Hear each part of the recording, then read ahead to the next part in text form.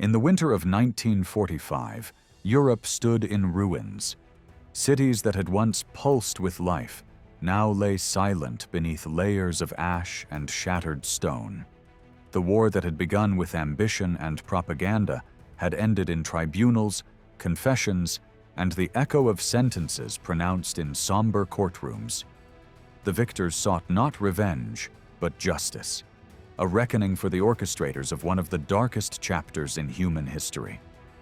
Among the accused stood not faceless bureaucrats or nameless soldiers, but men of rank, discipline, and command, generals of the German army, who once directed divisions and corps with cold precision. Their names, Johann-Georg Richert, Anton Dostler, Gottfried von Erdmannsdorff, Helmuth von Pannwitz, Eberhard Herf, Ludwig Kübler, would become more than military footnotes. Each represented a story of power, duty, and moral collapse. Some stood by their choices until the end. Others claimed obedience to orders, but all shared a common fate: execution after World War II, their lives extinguished as the world sought to rebuild itself on the foundation of accountability. If you're drawn to uncovering stories where history meets human complexity, make sure to like this video and subscribe. There are many more tales of courage, guilt, and redemption waiting ahead. Johann-Georg Richert was born in 1890, a soldier molded by 2 world wars. His rise through the ranks of the Wehrmacht was marked by discipline and ruthless efficiency. By the time German forces invaded the Soviet Union in 1941, Richert commanded the 286th Security Division, a unit tasked not with frontline combat, but with maintaining order in the occupied territories. In practice, this meant operations against civilians and partisans, often indistinguishable from mass executions. Richert's command extended across Belarus and the Army Group Center rear area, where policies of reprisal turned entire villages into graveyards. Reports from the field detailed operations that left thousands of civilians dead, communities burned, and survivors deported. When the Red Army advanced, Richard's men continued to enforce scorched earth tactics, displacing tens of thousands. In 1945, captured by Soviet troops, Richert faced trial in Minsk alongside other German officers. The Soviet tribunal accused him of war crimes, forced deportations, executions, and participation in genocidal policies. The evidence was overwhelming. On January 30th, 1946, before a crowd estimated at over 100,000, Johann-Georg Richert was executed by hanging. His death marked one of the earliest post-war military reckonings in Eastern Europe, a grim public ceremony meant to illustrate that rank offered no shield against justice. Anton Dostler's path to infamy began in the Italian campaign. Born in 1891, a veteran of World War I, Dostler embodied the archetype of the loyal officer: efficient, reserved, obedient.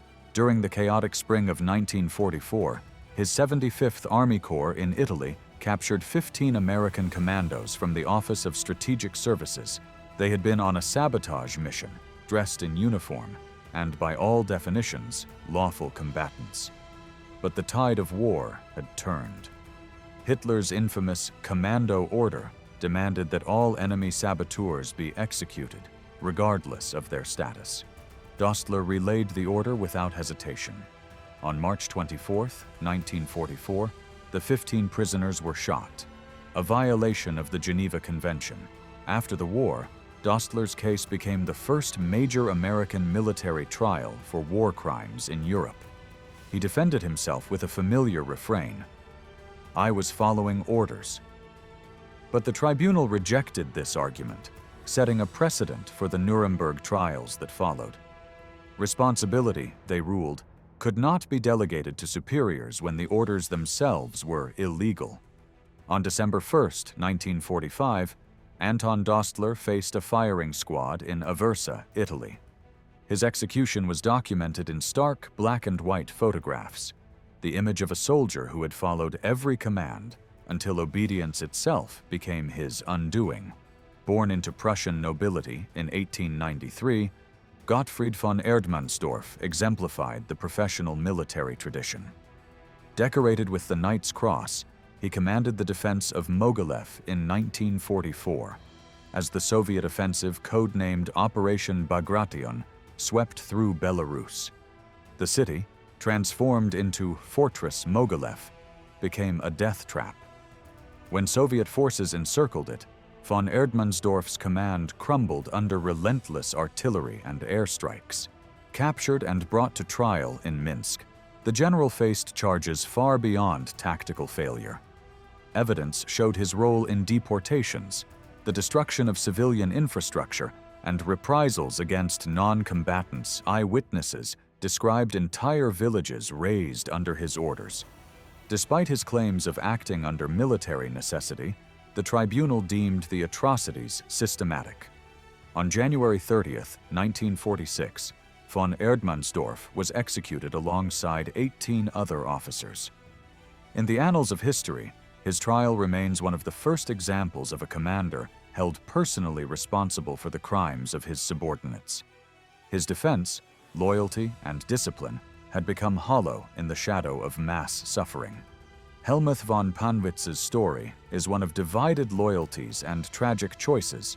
Born in 1898, he rose to prominence leading the 15th SS Cossack Cavalry Corps, a unit composed largely of anti-Soviet Cossacks who allied with Germany during the war. Pannwitz, unlike many of his peers, treated his men with respect, often advocating for their rights even within the rigid SS hierarchy. But the Corps' record was stained by atrocities committed in anti-partisan operations across Eastern Europe and the Balkans. As the war ended, Pannwitz and his troops surrendered to British forces in Austria, hoping for mercy. Instead, they were handed over to the Soviets, a decision that remains controversial to this day. Tried in Moscow for war crimes, Pannwitz faced execution in 1947. Witnesses noted that he refused to abandon his Cossack soldiers, choosing to share their fate rather than seek clemency as a German officer.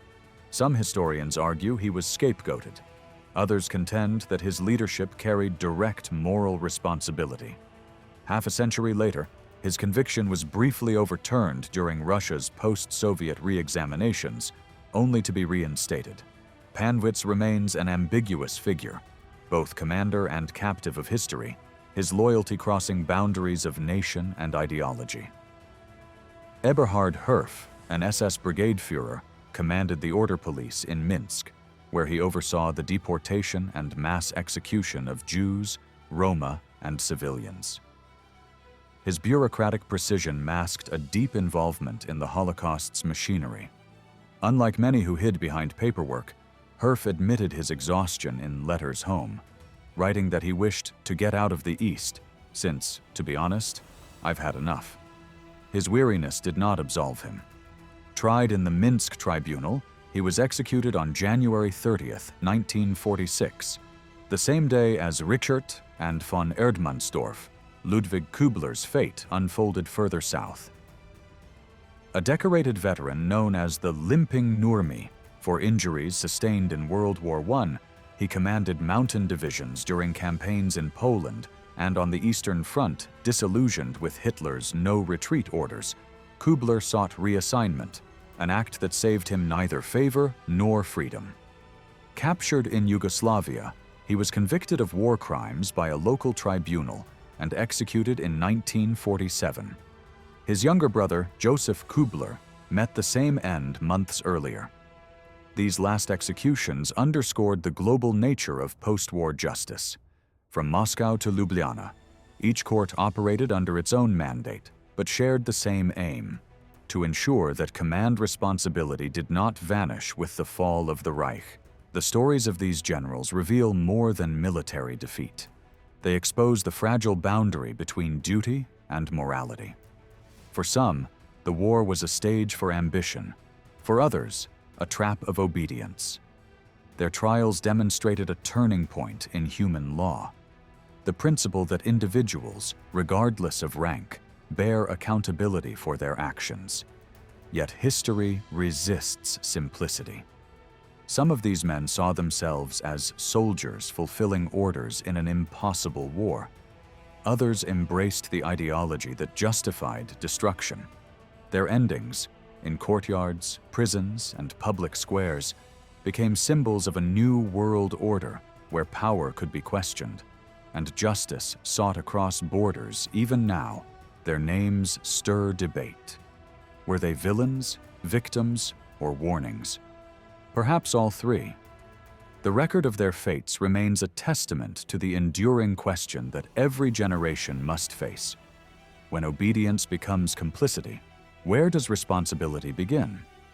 If you found this story meaningful, like subscribe and turn on notifications. More stories from history's forgotten corners are on the way.